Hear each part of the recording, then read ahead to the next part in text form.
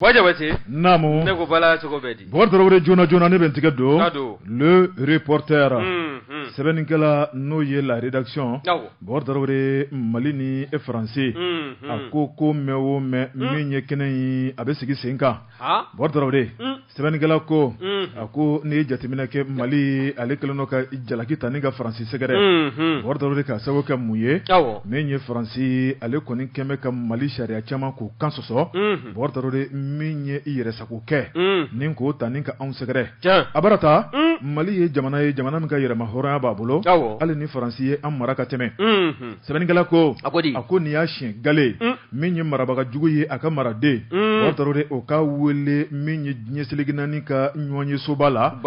ninko kodantene na ako ni ya chien gale kabni ala jienda ako ni koko jetemine jien ko na la bogari amisali do bita malika Sebenikela ko Conseil de sécurité des Nations Unies Bordoro minye kamana ganye o dugu jembe minye français atado abe minke u kono gwama umafengoni ndum Emmanuel Macron français jamana kuntigi Bordoro na tumba don attaque ako ambe domina ko bi maliden belajene kanga jeni ganga transition nyema deme colonel Ashimi Goïta Bordoro ninga tabla ka gouvernement la u ye jagala minke u ye chefariya minke u ye ngana minke Bordoro kuteka kenu kelen toy koy u be ka keni façon maliba de toy ko se meme maldewno Sebenikela ko ako sama be mami nye ngome juru goshitila minye anka jamana ye jamana duni ko bi ame Ashimi Goïta ko jamana duni ko bi amanga chama chifanga mauko jamana duni ko bi amanga surasu ko Bordoro kube joro munable ko katanu yera ye frutututu Sebenikela ko ako français akilna jugu mitaniga façon Mali segere Bordoro ninka do jugu fe jamfa jugu konnala ninga anga jamana buruja mamunu ye jadisu ye maayra bisiga fusa ko jadisi binwa français kan nganamu wari minye français kan namara français kan namara français ka min koni Mali ay burujali Bordoro ku bolo minana boro kono ko Sebenikela ko ako minye français ye akamana ganimbe Bordoro Emmanuel Macron aya donc afako ko inkera sebe kuma mina aye wuli ka jo boloda minye tamay ko boloda farafina jamana jimago ni nyonche Senegal masake Macky Sall ayo bla ninka na colonel Ashimi la kuma nyoya hakilina mun ba bolo ngania musirle ba bolo kata Nations Unies ka critique soka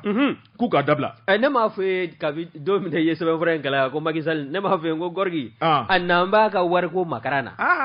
aga por na bolo anambo makara aname ci wera la de ko de man bimbi to zra la ka kansir bonere la siga to la de wa ci wera ine o de magoronga ci Bordoro Sebenikela ko ako Macky Sall nana mina dugudugu mala Bordoro ko mangolofa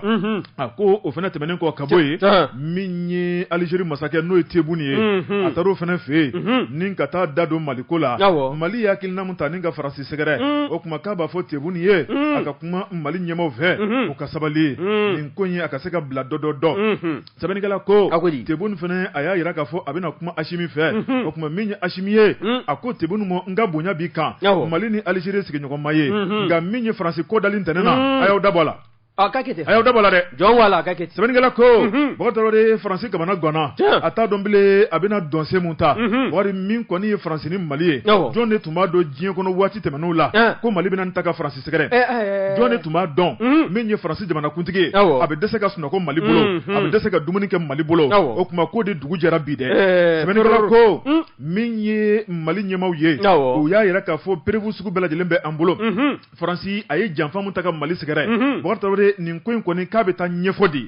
nye bela jelen ka se ka don Sebenikela ko ako jwa kun temene Mali ministre des affaires étrangères no ye Abdoulaye Diop ye ale ni Chine ka lasgide anga jamana kono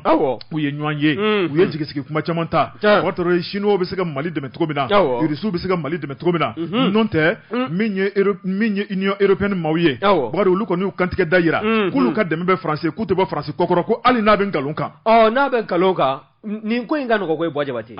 Francis sorasi su munun ba an buleya o photo munun be ya u ka sɛbɛn fura munun be ya an ka nin bɛɛ lajɛlen ta ka da ORT mun kɔrɔ olu ka publier ka a filmer bɛɛ lajɛlen ka bɔ a kalama tubabu su ale bu maralen bɛ glace la o be yan comment ni y'an ye k'an dafa mugu jalan na a ɲiginji m'an da kɔnɔ nin ko kɔni ka nɔgɔn n'a tɔ bɛɛ Mɔtɔrɔbɛ ni tubabu ko k'u tɛ bɔ Faransi kɔ kan anw kan ka taa sira min fɔ o de ye nin o donnen don Mɔtɔrɔbɛ sɛbɛnnikɛla ko a ko min kɔni kuma saba ye Bukari o de bɛ ka fɔ maaw fɛ kuma fɔlɔ ye jumɛn ye min kɔni ye Faransi ye ale kɔni kɛn bɛ ka kuma ninnu nkalontigiya Bukari o de kuma bɛ Faransi masakɛ da o de kuma bɛ a ka jamanadenw da o y'u taabolo ye o ma tɛmɛ ka bɔ yen Bukari min ye kuma filanan ye i b'a ye k'a fɔ Mali ɲɛmaaw y'a jira k'a fɔ an wasalen don sabu jukɔrɔma don bɛɛ banna maa min kɔni bɛna an dɛmɛ janko an bɛ se ka wasa sɔrɔ min ye kuma sabanan ye Bukari o de ye Faransi bɛ ka ko bɛɛ lajɛlen kɛ yaasa nin ko in a ka se ka da kɛrɛfɛ o tuma Bukari a kɛnɛ a kana se ka sigi sen kan a ko min kɔni tubabu ye olu kɔni bɛɛ lajɛlen ka dɛmɛ bɛ Faransi ye nka Rusiw ni Chinois olu ko k'olu tɛ don kurun kɔnɔ nkalon kan Bukari k'u tɛ don kurun kɔnɔ fali fɛn nkalon kan ko Faransi bɛ ka ko kɛ Bukari k'u tɛna dɛmɛ nkalon kan o tuma ko n'a bɛ ka Mali buruja ko o tuma min ye Mali ye n'o de ka hakɛ b'a bolo Mali ka tiɲɛ de b'a bolo k'olu bɛ tigɛ tiɲɛtigi kɔ o tuma ka Faransi ale de ye Mali mara ka tɛmɛ o tuma bi ko min ka d'a ye k'a bɛ n'o kɛ Mali la ko tile banna Chinois ko ten Bukari Rusiw fana ko ten min ye Poutine ye Poutine kɔni ale ka kanubagaya o tun bɛ ka Mali sɛgɛrɛ kabini waati jan Bukari a y'a jira k'a fɔ min kɔni ye Mali ye sa n'an kɔni ye wulikajɔ sabati Bukari ni k'o ta k'ale ka jamana sɛgɛrɛ ɛlɛ ni a seko n'a damayira ye fɛn o fɛn ye ka Mali dɛmɛ Bukari janko ni jagarija kɛnɛ bɛ se ka sigi cogo min na ko tɛna bala ale fan fɛ nin bɛ ban pewu n'Ala sɔnna nin bɛ kɛ dɛ Bukari ko a mɛn o mɛn Mali k'a bɛ taa Faransi ko dan Nations Unies ka kiiritigɛso kan New York Nations Unies jamana kɔnɔ n bɛ fɛn dɔ f'u ye buwa tubabubilen kɛrɛnkɛrɛnyala Faransi tubabubilen an b'a ta baarakɛdenya la Mali in kɔnɔ yan kana siga e kun y'a dɔn ko farafin jamana dɔ bɛna ja gɛlɛya ka Faransi wele Bɔgɔjɛlen kan diɲɛ seligi naani tɔn b'a kɔnɔna na nin y'a daminɛlen Bukari min kɔni ye Élysée Bukari u bɛɛ lajɛlen kamana gannen don Bukari k'u kɛlen don k'u bolo ni ŋɔni bulon da kɔnɔ u bɛ k'a kinwo n'u tɛ ɲini k'a tigɛ ka bɔ la ala ni kamana gan fɛ kunnafoni filɛ nin ye an ye min bɔ reporter kɔnɔ la rédaction u ka sɛbɛnni don Jabate reporter fasirilikɛlaw b'u fo ka fara a wulikajɔ kɛbaaw yɛrɛw bɛɛ lajɛlen kan nin ye n tɛgɛ don ni sɛbɛn bɛ bɔ sɛbɛn minnu k'a ma ko l'indépendant nin ye Musa Bilali Sidibe fulakɛ nin y'a ka fasiri ye Bilali ko min ye Goodluck Jonathan ye dɛ e ko sɔɔni k'an tɛna bâtiment dɔ jɔ ka o bila a tɔgɔ la wa bawo min a ka taama laban ye a bɔra k'o kɛ karido a cunna anw fɛ yan a n'a ka pankuru ka bɛn septembre kalo in tile 4 ma san 2022 wa n'i y'a ta k'a lajɛ a taama in tile 3 taama don a ko a kan ka kuncɛ bi tarata wa n'i y'a lajɛ fana min ye Goodluck Jonathan ye a kɔni a ye nin kɛ gundola taama ye bawo min ye gouvernement jumali ye n'o ye transition ɲɛmaaw ye ka taa se CEDEAO maaw ma nin kulu fila ninnu si ma kɔrɔfɔdi ani kunnafoni ka ɲɛsin Goodluck Jonathan ka nin nali ma wa n'i y'a lajɛ min ye cɛkɔrɔba ye a n'a ka banfula y'a kunkolo la ko taama in a kun ɲɛsin bɛ fɛn min ma kɛrɛnkɛrɛnya la o de ye min ye kɔsada in na anw ka maaw n'o ye transition ɲɛmaaw ye o kun ye hakilina dɔ ta min kɛla sabu ye CEDEAO kun kɛn bɛ ka gɛrɛntɛ min ta ka ɲɛsin faso Maliba ma o ka se ka wuli wa n'i y'a ta k'a lajɛ min ye révision constitutionnelle ye ka taa se min ye anw ka élection n'o ye kalata ye o ko kan ka boloda cogo min na o bolodali fana tɛ taa tɔn min sigili kɔ sen kan n'o ye autorité a fɔ n'i y'a ta k'a lajɛ n'o ye autorité indépendante de gestion des élections ye EJ n'i y'a lajɛ o jɛkulu o maa minnu n'o ye maa 15 ye olu fana sigi furadama sen o jɛkulu sigi furadama sen kan maa 15 min b'a kɔnɔ min ye colonel Assimi Goïta ye ale de kun kan ka sariya bolo dɔ ta n'o ye décret ye min bɛ olu bila baara la Goodluck Jonathan ko a ka nin tile damadɔ taama kɔnɔna na hali n'a sɔrɔla taama bɛ kuncɛ bi tarata a ko k'ale ka yeta n'a ka faamuyali ye fɛn min ye ko caman bɛ yen olu fɔra transition ɲɛmaaw fɛ ko nka ko sumaya don bɛ a ko don waleyali la ko wa ko n'i y'a ta k'a lajɛ ko maa b'i yɛrɛ ɲininka yalima kalata transition ɲɛmaaw y'a jira k'a fɔ ko kalata min bɛna kɛ faso Maliba kɔnɔna na k'a bɛna kɛ ka bɛn n'a waati kofɔlen ye wa ɲininkali bɔn bɛ ka kɛ wa n'i ye ko in ta k'a lajɛ n'i ye Goodluck Jonathan ka wulikajɔ lajɛ a ka bɔli laban anw ka jamana kɔnɔ kalo 2 bɔ ɲɔgɔn ko bawo min ye juillet kalo tile 21 ka taa se muga ani sabama san 2022 aye boli ke on ga jamana konnana o sen fe fane baye ka fo jekulu do fana sigila singa mimbe révision constitutionnelle ou kata se kalata sigili jekulu olu ka sigili nu ka sekesegel nu ka fesefeseli ka se ko ni ka bara no mena unove ojo olu ka nyoye folo fana na ase yela ola bawo akmo o kena konnana aya jira fana ka fo mi ye gouvernement ye olu koni ukanga fere suguni dabalu tuku bela jile sigi singa wasa mi haglina ni leru kami di mesede o jamana gundugu ma o ko nunu bela jile ka bo anyama bawo ni ya laje jamana ka segena a torola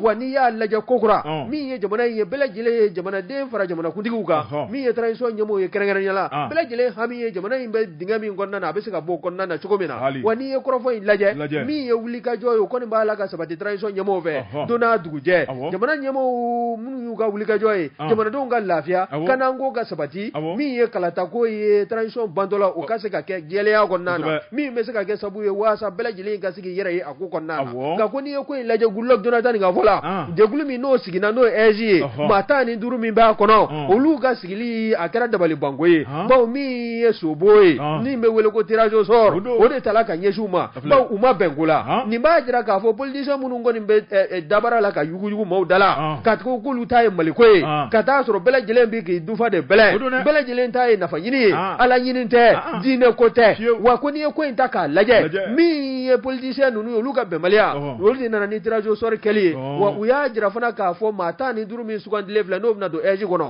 ko olu koni olu vela ko te wa ku sen na ye ala u do ba jira ka fo gele do fana e ko funu ta fa ka wuliwa ni ko intaka laje mi ye politicien nunu olu ku yera mine ka fo ku sen na ye eji ka bara o ko sege law nove ko bina ke gele belebele wani kala ta kela ni hagilna ni tabulu nunu gonnana a gele ko akololo ka be bunya ko sebe ni wuye sebe sebe mi na ya sama ka bolle ne bana konnana mi ye Musa Bilal Sidibe aka fasiridu bo trawre jona ne ben tiga dongo kura Mali et Turbine sebe ni kala no ye Ibrahima Ndiaye ko bo trawre ako angata Bamako meri ba kono bo trawre jumado no bena septembre kalo klefla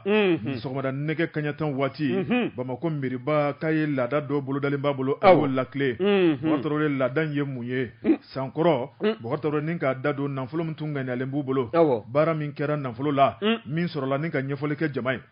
sabani kala ko no de restitution sabani kala ko ako e Bamako merba Adama Sangare bortoro de ako makilim bara mandi minye ajanyon ye première adjointe madame Kamara Fadimata Traoré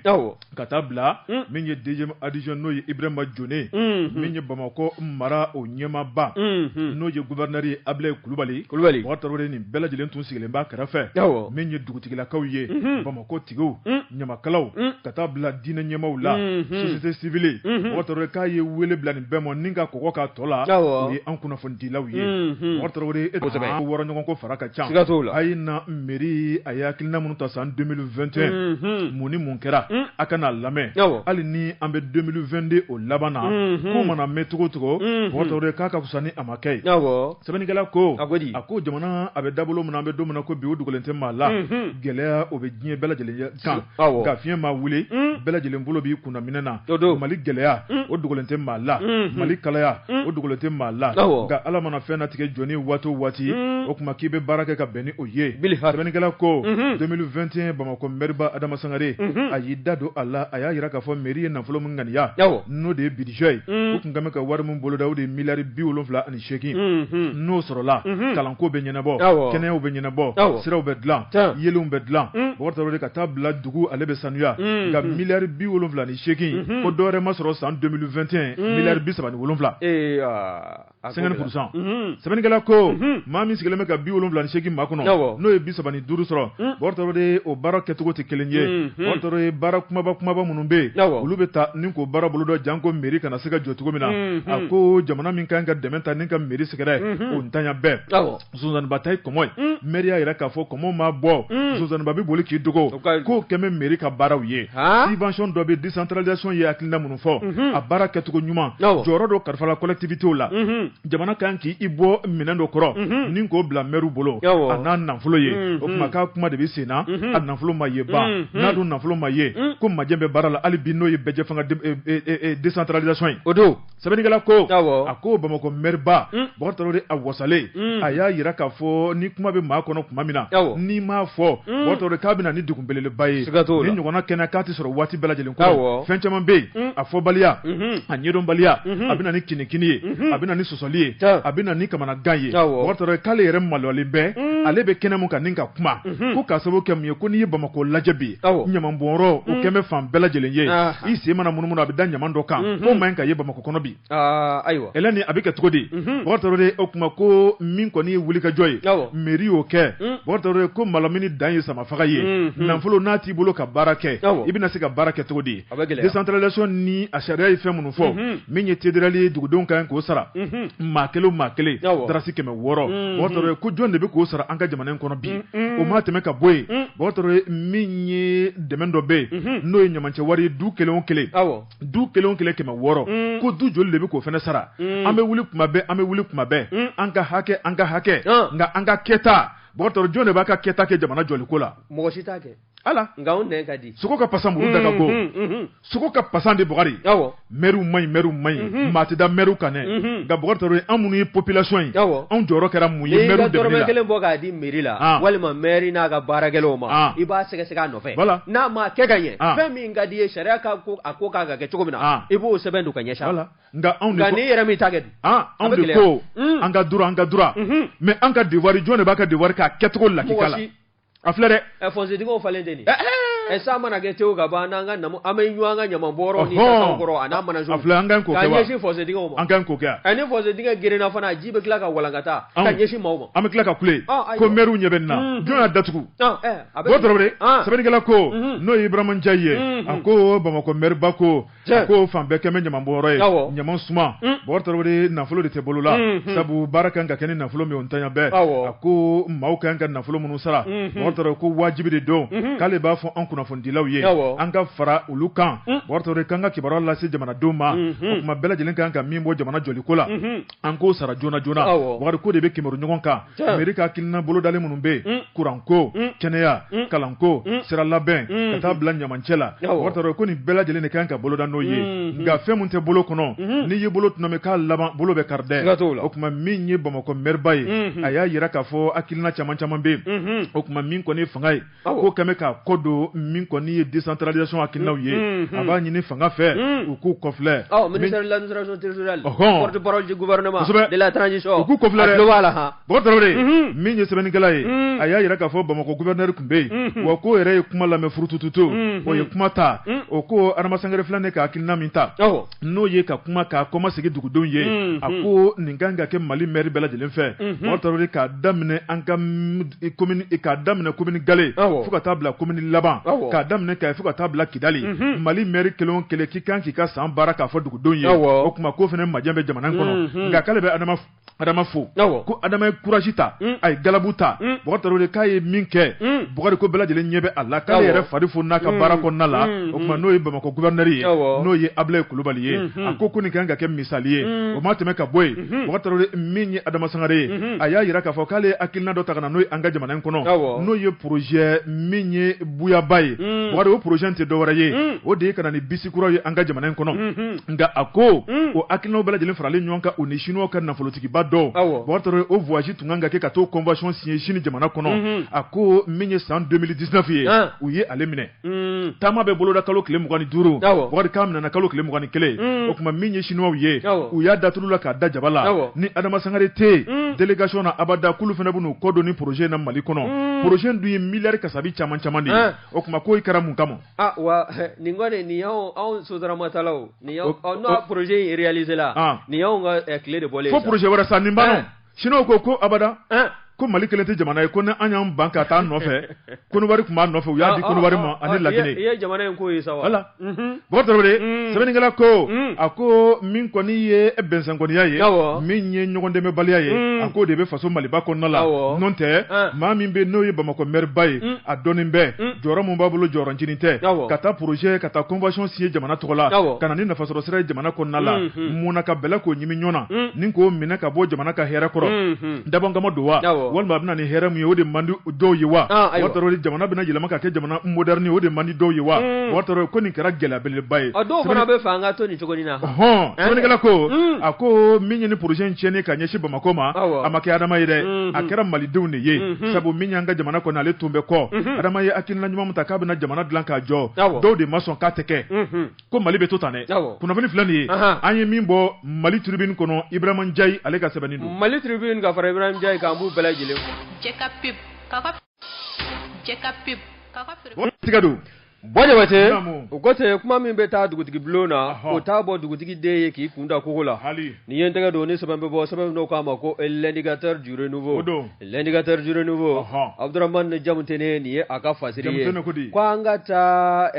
CNOS la dɛ ni o ye centre national d'odontostomatologie ye n'i y'a ta k'a lajɛ o ja b'a la kura min n'o kan ka jɔ Amdalaye Aseyi 2000 la n'i y'a ko lajɛ sugubulon dɔw b'a la ka ŋunuŋunu kan fɔ k'a fɔ ko sugubulon k'a ma kɛ jɛlenya kɔnɔ n'i y'a ta k'a lajɛ min Abdurahmane Jamutene ye ale ko k'a wulila k'a ko ɲɛɲini a y'a ɲɛɲini wa a y'a ɲɛ sɔrɔ fana bawo n'i y'a lajɛ min ye direction in ye u kɔni u bɛ jabala kɔrɔlen min na u b'a fɛ ka bɔ yen wa min ye Aseyi 2000 ye u ka jabala kura u b'a fɛ ni ka taa jabala kura ye ni ka yen kɛ u dagayɔrɔ ye nka o jɔli o tɛ taa wulikajɔ kɔ wa min ye jamana yɛrɛ sugubulon sariya bolo ye bɛɛ lajɛlen kan ka o taabolo ninnu ni ko o faamuya bawo min ye nin ɲɔgɔn na bâtiment belebele ye n'a bɛ jɔ min ye direction générale des marchés publics ye olu sen bɛ ye a la wa min ye centre yɛrɛ ye ɲɛmaya bulon ye olu sen bɛ don a ko la ka taa se service technique ma minnu bɛ n'olu jɔlen bɛ baara in yɛrɛ kɛli la nin bɛɛ lajɛlen sen bɛ a la fo ka taa se délégation des services publics ma nin bɛɛ lajɛlen sen bɛ ye sugubulon a ko mataamaw ni ka a kɔnɔ ko ni k'a sigi sen kan wa n'i ye ko in lajɛ min ye centre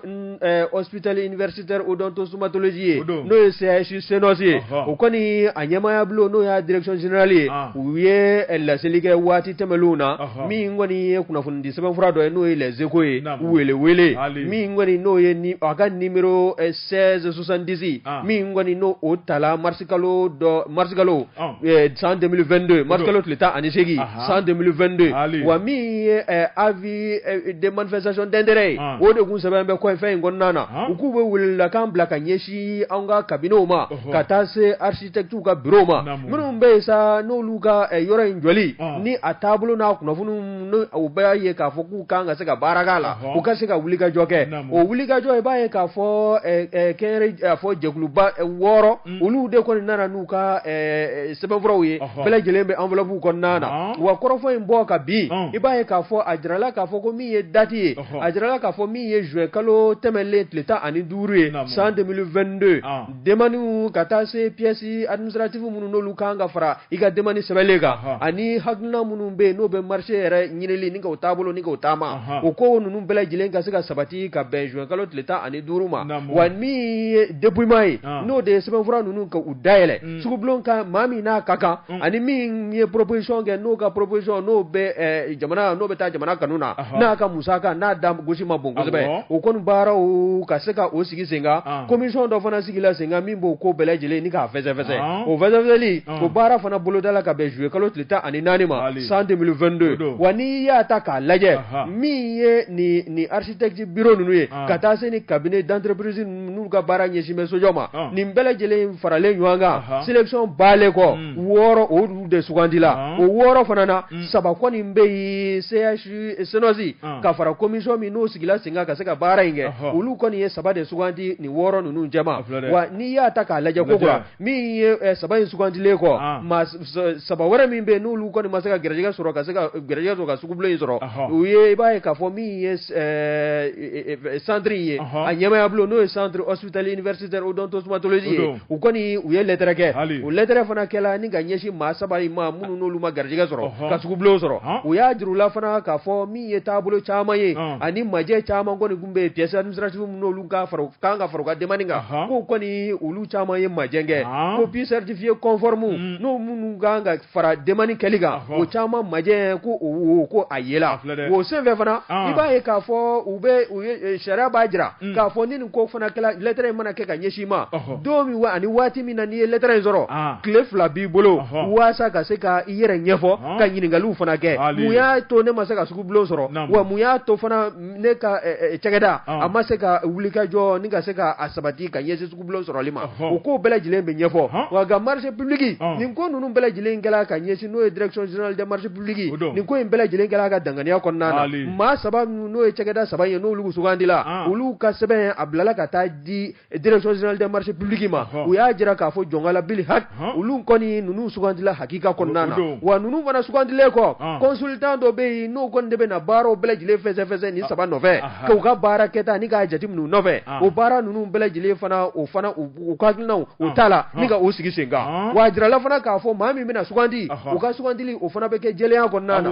o sugandilen kɔ baara minnu bɛ ta ka kalifa a la jɛkulu in fana ka wulikajɔ bɛna kɛ min ye o de ye o consultant in fana ni k'a sɛgɛsɛgɛ ka lajɛ n'a sɔrɔla a ka baara minnu ani taabolo minnu n'o bɛna ta ka kalifa a la n'a bɛ se baara in kɔrɔ n'a bɛ se ka baara in kɛ ka se a hakɛ la wa n'i y'a lajɛ min Abdramane Jamdene ka kɔrɔfɔ ye a kɔni y'a jira k'a fɔ min ye ale ka sɛgɛsɛgɛliw kɔfɛ ye min ye uti kalo tile 25 tɛmɛlen ye i b'a ye k'a fɔ ouverture des offres financières o kɔni o baaraw bɛɛ lajɛlen boloda la wa ka kɔ o ɲɛ min ye ouverture des offres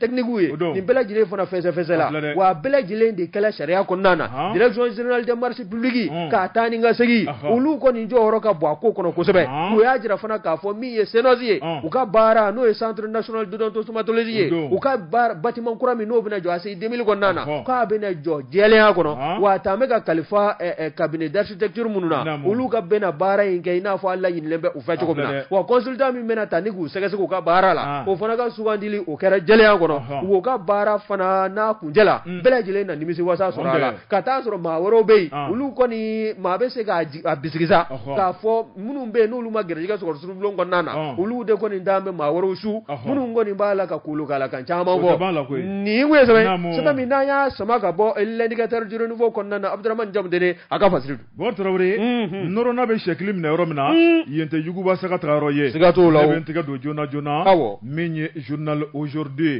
sɛbɛnnikɛla n'o ye Isaac Maïga bon Traoré a ko hali bi bɛ ko min na o ma ban agro business Mali kɔnɔ bon Traoré Mali ale ye sɛnɛkɛ jamana ye ala kɛn bɛ ka ba joliba ba fila latigɛ jamana ye n'o ye fleuve Niger ni fleuve Sénégal ye bon Traoré min baara kɛra kɛcogo la sɛbɛnnikɛla yira k'a fɔ kɔngɔ man ka jamana minɛ bon Traoré an man k'an bolo mana bɔ foyi nɔfɛ kɔfɛ a ko ala ye dugukolo belebele di an ma ni ka tila ka ji di an ma ka tila ka hakili di an ma a tɔ tora mun ye an ka baara boloda sɛbɛnnikɛla ko a ko faso maliden cɛba dɔ bɛ yen ni ale kɛmɛ ka hakilinaba dɔ ta n'o ye projet Jason ye Jason projet Bɔgɔri hali bi o bɛ ko min na o ye ɲɛtaga ye a y'a yira k'a fɔ Jason projet a bɛ tali kɛ jɛrɛjɛkulu min kɔnɔ o de ye Ibu groupe ye n'o dun kofɔra Bɔgɔri Traoré a bɛ cɛ kelen mun mana o de ye Damangile Ibrahima Jawara Bɔgɔri Traoré a tɛ jingo a tɛ sunɔgɔ a ko n'ale ma ka hakɛya dafa Bɔgɔri Traoré hakilina mun b'a la Maliko la Bɔgɔri Traoré cɛsiri ni wulikajɔ mun b'a la Maliko la Bɔgɔri Traoré n'u bɛɛ lajɛlen ma ɲɔgɔn sɔrɔ abada k'ale tɛna sigi Bɔgɔri Traoré sɛbɛnnikɛla ko a ko ale kɔni bɛ ka keleya a ko keleya mun don o de ye fasoden ɲumanya keleya ye n'a fɔra ko an ka jamana ye sɛnɛkɛ jamana ye baganmara jamana mɔnikɛ jamana maliden o kuma Bɔgɔri Traoré anw bɛ dɛsɛ sɛnɛ la ni k'an bolo mana bɔ Maroko Tunisie ka taa bila larabu jamana wɛrɛ la Bɔgɔri Traoré olu ka zɛrɛn olu ka melon Bɔgɔri Traoré o de bɛ bɔ yen kilomɛtiri joli joli ka na an ka jamana kɔnɔ a ko mun de tora min ye baarakɛbaliya ye n'o tɛ ko man ka kɛ sɛbɛnnikɛla ko Ibrahima Jawara ale kɔni y'a lajɛ Bɔgɔri Traoré a ka Ibu groupe bolofaraw ka ca kɔnɔna la min ye projet Jason ye o y'a bolofara dɔ ye o de ye sɛnɛ ka don ba la min ye sɛnɛ ye ka se ka dun ka fa sabati Mali ka bɔ kɔngɔya la Bɔgɔri Traoré denmisɛn minnu bɛ n'u sigilen bɛ n'u tɛ ka baara kɛ u bolo bɛ se ka don baara la cogo min na janko minnu ye kalan kɛ ka ɲɛsin sɛnɛkɛ ma Bokar Traoré bɛɛ lajɛlen k'i niyɔrɔ sɔrɔ Maliko la Ibrahima Diawara Damangile Bokar Traoré a ye hakilina dɔ ta ni ka taa sɛgɛsɛgɛ min ye kilomètre 20 ani Bamako cɛ n'o ye Sala ye a bɛ Kulukoro ale marabolo la min ye projet in Bokar Traoré a taara lajɛ ye o tuma n'a sɔrɔ a ko in a bɛna se ka kɛ ka ɲɛ cogo min na wari hectare 4 bɔɲɔngo a y'o de dan min ye zɛrɛn ale ni melon na Bokar Traoré n'i y'a lajɛ baara min kan ka sabati min ye jibondo ye k'olu sigi sen kan Bokar Traoré engrais ka taa bila bagajiw la minnu b'a to fɛn ɲɛnamaw tɛ se ka sɛnɛkɛfɛnw tiɲɛ a ye nin bɛɛ lajɛlen bila sen kan sɛbɛnnikɛla ko min ye o baara in ye sa melon ka taa bila zɛrɛn kɔni o mɔnen Bokar Traoré i b'i jɔ k'a lajɛ o tuma f'i bɛ nisɔndiya o tuma a y'a jira k'a fɔ min ye wele k'o bila jamakulu dɔ ma a ye na a ka n'a lajɛ o tuma min ye sɛnɛ an ka jamana in kɔnɔ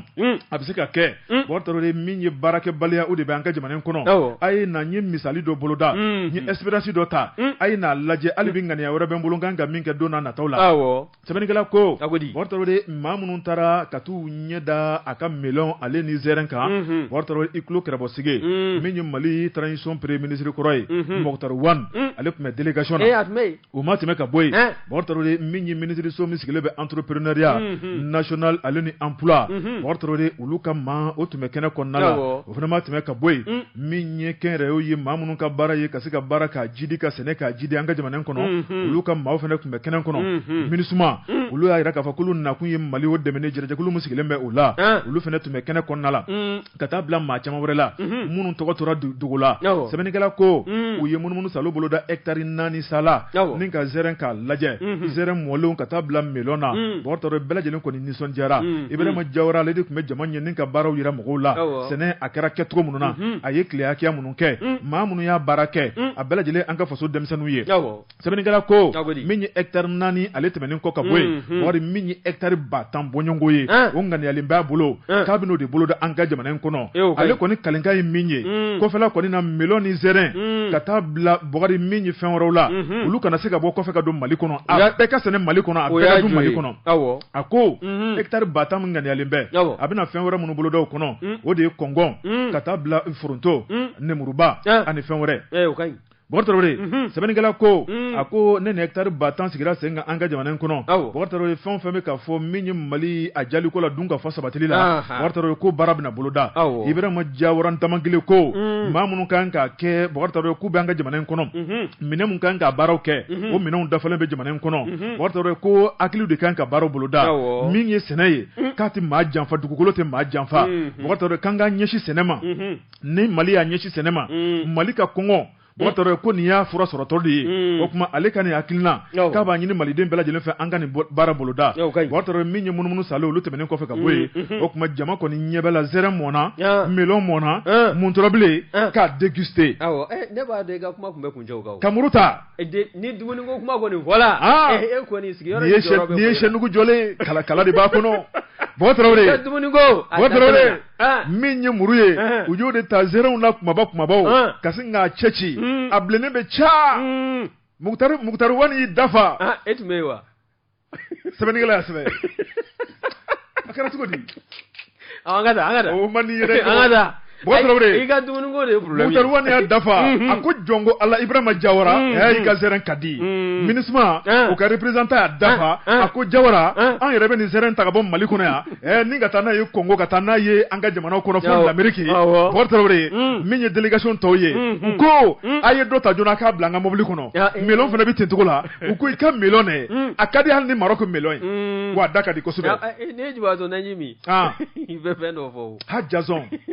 Diawara chef i bɛ zone kɔrɔ chinois kan na ko chef Diawara chef projet Jason kunnafoni filɛ nin ye an ye min bɔ aujourd'hui kɔnɔ Isaac Maïga ale ka sɛbɛnni don Jabate Isaac Maïga ka fara aujourd'hui fasilejɛkulu kan an b'u bɛɛ lajɛlen hali ni ye n tɛgɛ don ni sɛbɛn bɛ bɔ sɛbɛn minnu k'a ma ko nouvelle horizon ko tosira tɔw k'an ka gwanɛ ne ko docteur Umaru ko a t'an bɛ min Buba Fane hali n'a sɔrɔ o bɛ jamana kɔ kan u kun ye kɔrɔfɔ min kɛla sabu ye ni ka u nɔ minɛ n'u taara u kɔsɛmɛ mandat dépôt dilanlen kɔ ka t'u kɔsɛmɛ Bamakɔ kura kasobonba kɔnɔna na ka bɛn ni décembre kalo tile wolonwula dɔ ye san 2021 wa n'i ye ko in ta k'a lajɛ min ye enregistrement audio dɔ ye o kɔni de polokotola ni ka réseaux sociaux sanfɛla minɛ o kɔni senfɛ min ye Communicati Touré Progrès Touré e ko a ma wele bila maa kofɔlen ninnu ma wa bawo min ye Boubacar Camara ale ye radio Kayira ale y'o baarakɛla ye animateur do ka taa se parti Sadi ɲɛmaa ma n'o y'a président ye Dr Umaru Mariko min ye Buba Fana ye o ye activiste ye a jirala k'a fɔ ninnu maa saba audio in ka porokotoli ka réseau sanfɛla minɛ ko a sababu kɔni bɔla ni saba dɔ la kelen na o de y'a to maa saba u y'u kɛ woropanya ye ni ka t'u kɔ sɛmɛ Bamakɔkura kasobonba la ka bɛn décembre kalo tile 7 ma min bɛnna san 2021 kɔnɔna ma o fana b'ale kɔ i b'a ye k'a fɔ wulikajɔw nana kɛ Dr Umaru Mariko ka fara maa fila tɔ in kan e ko fiɲɛ minɛ sagama bɔ ka di u ma wa bawo janvier kalo tile 4 san 2022 i b'a ye k'a fɔ liberté provisoire o kɔni u ka journal dolo ka wulikajɔ kɔnɔna na o dila u ma u bilala liberté provisoire la wa n'i y'a lajɛ kokura jugement fɔlɔ a kun jirala k'a fɔ min ye février kalo tile 15 ye san 2022 o kun kan ka kɛ nka min ye Buba Fana ye e ko liberté provisoire dila ale kɔni bɔ ka fiɲɛ minɛ kɛnɛma e ko a ma kɔsɔkɔsɔ kɛ wa a taara n'a yɛrɛ ye ka t'i da jamana kɔ kan ka sɔrɔ k'a kɛ a bɛ kumabaw fɔ sa min ye Dr Umaru Mariko ye kɔsada fɛ ale tilala ka kuma porokotolen dɔ fana yela a da kɔnɔ o kɔni wulikajɔ sabatila ka ɲɛsin Mariko ma Mariko a fana taara nka hali n'a sɔrɔla kɔsa fɛ a y'a jira k'a fɔ k'ale bɛ faso Maliba kɔnɔna na ko bawo ko Mali dugukolo k'a ka bon a fɛrɛlen don ale a bɛ jamana in kɔnɔ a kɔni a t'a maa yɔrɔ fɔ maa ye wa a tɛna yɔrɔ fana fɔ o kɔni kɛla sabu ye sa min ye maa min kɔni n'o bɛ se ka ye bi n'a ma ɲɛ k'a fɔ ko minɛli bɛ kɛ kokura o de ye Ndɔama ye n'o ye Boubacar Camara ye animateur radio Kayira nka ko in bɛɛ lajɛlen e ko jugement bɔlen a dɔgɔkɔrɔ a filanan min n'o kun fana kofɔla jugement tako filanan o kun bolo d'an bɛ ka bila ni utukalo sale o tile 31 na san 2022 nka min ye ni maa fila ka tunuli ye o kɛn bɛ sabu ye jugement kɔni bɔra a dɔgɔkɔrɔ k'a bila décembre kalo nata la o tile 26 san 2022 yalima hali o fana mana se maa ninnu bɛɛ lajɛlen na ye ka fara ɲɔgɔn kan walima zango k'u ka kiiri kɛ wa ɲininkali bɔ bɛ ka kɛ nin kun ye sɛbɛn min n'an y'a sama ka bɔ Nouvelle Horizon kɔnɔna na Demba Konte a ka fasiri don Demba Konte an b'a fɔ ka fara fasiri sɛbɛn kɛbagaw kan bɔgɔtɔrɔ an bɛ taa Mamutu Kamara fan fɛ ale ni Tɛnɛba Jakite ni ka te yaasa ale ni te wasa tew lasamala ɲɔgɔn ni k'an kun jan n'o ye i donna te min na wa tirer flèche jusqu'à dans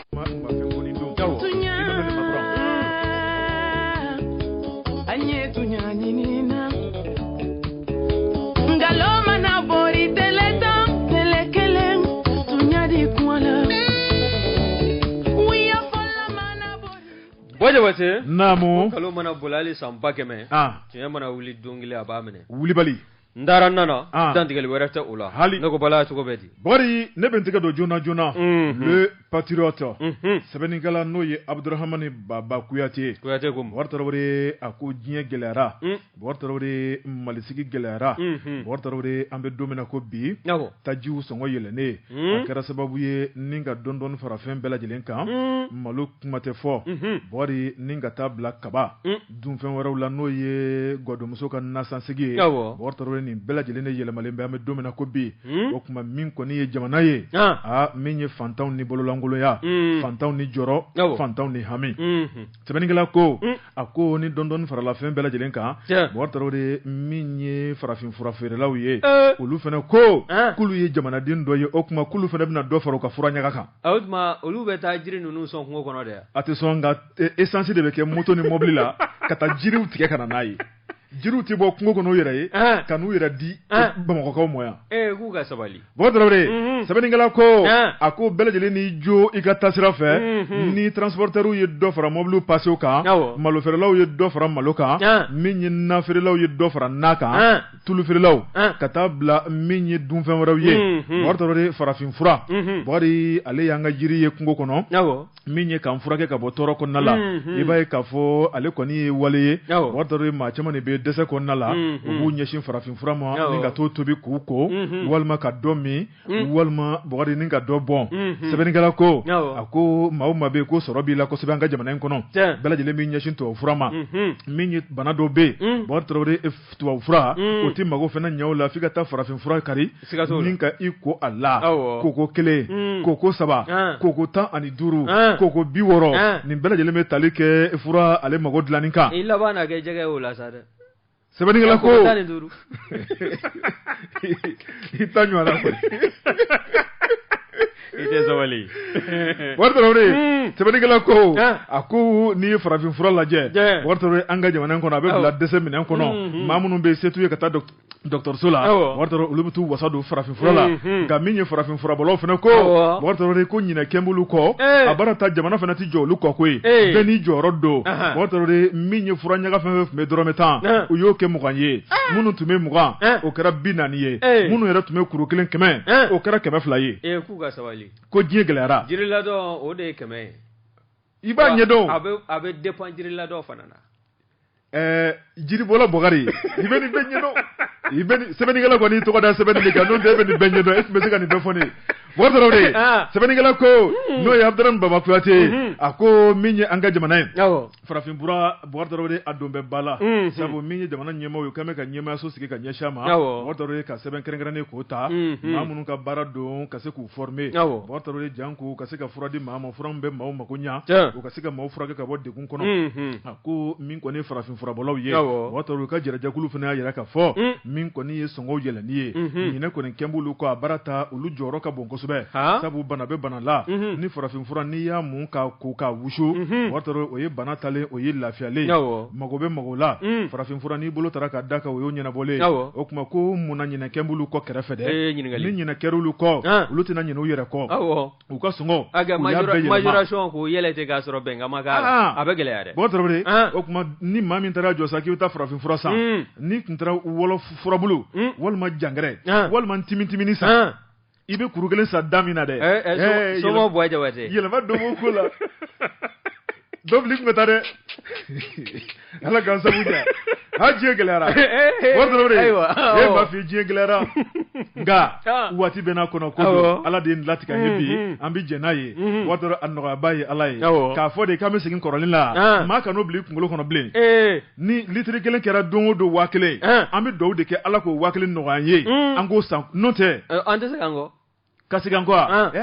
sogokan don a tɛ kɛ bilen n b'o f'i ye dɛ ayiwa o kunnafoni filɛ nin ye o fana ma ɲi dɛ an ye min bɔ le patriote kɔnɔ Abdurahmane Baba Kuyate ale ka sɛbɛnni don Jabate Abdurahmane Baba Kuyate an b'a fo ka fara patriote fasojɛkulu kan kosɛbɛ nin ye n tɛgɛ don ni sɛbɛn bɛ bɔ sɛbɛn minnu k'a ma ko les échos les échos Aminata Tera nin ye a ka fasiri ye Aminata ko ni ko kɛn bɛ ka maanifin ganw kamana na bi kɛrɛnkɛrɛnnenya min ye faso wagande kɔnɔna ye ko k'u tɛ anw ka foroba cakɛda ninnu kɔnɔna ye wa ka sabu kɛ min ye courant jeni cogo jugu ye ka taa se ji lacɛnli ko jugu ma o kɔni ko ni janto ma kɛ nin taabolo ninnu na an ko malikura ko ayi ko yalima k'an tɛ malikura taabolo ka halisa wa bawo n'i y'a ta k'a lajɛ n'i y'a mɛn ko taabolo ka falen min ye jamana marabaaw ye hakilinakuraw ka na nka anw minnu bɛ yen n'anw bɛ baara kɛ ni foroba cakɛda ninnu na ko n'anw ma foroba cakɛda ninnu minɛ i n'a fɔ anw yɛrɛw ta k'a ko k'a bɛ gɛlɛya ko n'i taara an ka service daw la bi o service da jujuli don i bɛ taa sɔrɔ courant kɔni o b'a la ka jeni cogo min na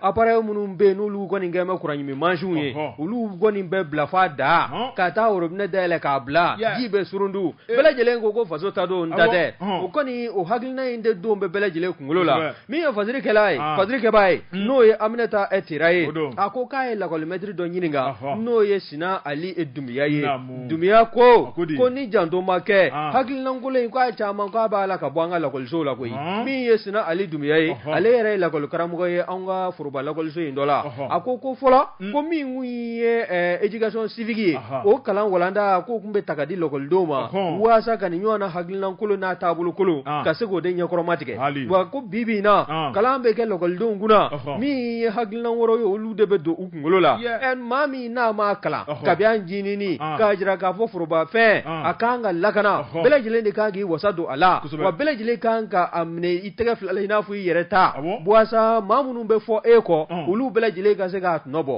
nka ko n'i ye ko in lajɛ n mago tɛ a ala n'a fɔra ko nin kɔni ye faso ta ye ka ban bɛɛ lajɛlen b'a buruja bɛɛ lajɛlen b'a kɛ a sago n'a dungɔ ye bawo a nafolo t'a la ka bɔ i kunna ka taa sɔrɔ i bɛ ɲinɛ min kɔ dɛ min ye jamana ye jamana ɲɛmaw olu b'a la ka kuran minnu sara nin ye nin bɛɛ lajɛlen kɔni wari de bɛ bɔ nin jamanaden kelenw fana kunna wa n'i y'a lajɛ anw ka dɔrɔmɛ kelen kelen ni fila filaw impôt bɛ o la patente bɛ o la ka taa se taabolo wɛrɛw ma ni nafolo de bɛ fara ɲɔgɔn kan ka o ta ni ka taa kuran ninnu ni ka o sara ni o ye ko nka ko ni an bɛɛ lajɛlen man cogo dɔn min ye nin taabolo ye k'a bɛna kɛ sababu ye ni ka jamana ni k'a dafiri fasoden juguya o kɔni n'o jola an bɛɛ lajɛlen golo la k'a bɛ kɛ sababu ye jamana ye ni ka a lanɔgɔ wa ko n'i y'a lajɛ o service da joli joli to foroba cɛkɛdaw la nɛgɛ kaɲɛ 16 sen dana gosilen kɔ fo ka se 17 ma jumadonyaw fɛ ko i bɛ taa sɔrɔ ventilow kɔni ventilateur olu de b'a la ka munumunu ni foroba cɛkɛda ninnu kɔnɔna na mansiw mɛnɛlen don min ye frigo ye o yɛrɛ t'a la ka fa tuguni ka taa sɔrɔ la k'a minɛ nɛgɛ kaɲɛ 17 foroba cɛkɛda kɔnɔna na fo ka taa se dɔgɔkun wɛrɛ ma ntɛnɛn sɔgɔmada nɛgɛ kaɲɛ 7 dana gosilen kɔni sanga 30 ye i b'a sɔrɔ frigo ninnu kɔni de bɛ u b'a la ka kuran kɔni ɲimi ka taa sɔrɔ maa t'a kɛrɛfɛ wa tɛ faga climatiseur o ka jugu n'a bɛɛ ye n'i ko service foroba cɛkɛda ka datugu o da la ka taa so k'o to yen wa fasirikɛla ma ɲinɛ o kɔ koyi a ko min ye climatiseur ye ko hali ni san nana ko hali ni nɛnɛ bɛ yen i b'a sɔrɔ dɔw kɔni de b'a clim ninnu k'a la sa ka sɔrɔ n'u bɔra o bureau kɔnɔ ka taa so ventilo jalani de bɛ yen ventilo wa fifala kɛ k'i fari dege nɛma la ventilo t'a bɛɛ bolo dɛ ka tila ka taa goroma ɲani i ye mɔgɔ ye climatiseur ka d'a ye fɛ service public la a ka so sɛgɛsɛgɛ a bɛ ka profiter i ye kɔrɔfɔ in ye sa wa faso ta don n b'a tiɲɛ cogo min ka di ye ka taa sɔrɔ i b'a la k'an bɛɛ lajɛlen mako sa bawo faso bɛ wari min bɔ ka don a ko da fɛ an bɛɛ lajɛlen de bɛ tila k'a jitɔn sa awɔ o bɛ kɛ dɛ o siɲɛ joli joli don facture nana e yɛrɛ bɛ dɔ kalama a la facture bɛ na d'i ma a bɛ yɛlɛ i yɛrɛ t'a yɛlɛ kun dɔn a yɛlɛncogo filɛ nin ye aw minnu b'a la k'anw ka wari ɲimi service da ninnu na dɛ aw de b'a la ka kɔlɔlɔ s'an ma siga t'o la nin kun ye sɛbɛn ye an ye min sama ka bɔ les échos kɔnɔna na an bɛna taa tera a ka fasiri don bon Tarawele les échos ka baarakɛlaw fo fasiri sɛbɛnnikɛlaw bɛɛ lajɛlen k'u fo k'u waleɲuman dɔn ala k'an kɛ fasoden ɲuman ye faso jɔli hakilina miiriya ɲuman ala k'o don an kelen kelen bɛɛ lajɛlen kunkolo la ala kana an ta kɛ dalafɔ ye ala k'an kɛ ɲumankɛla ye o de ka gɛlɛn kosɛbɛ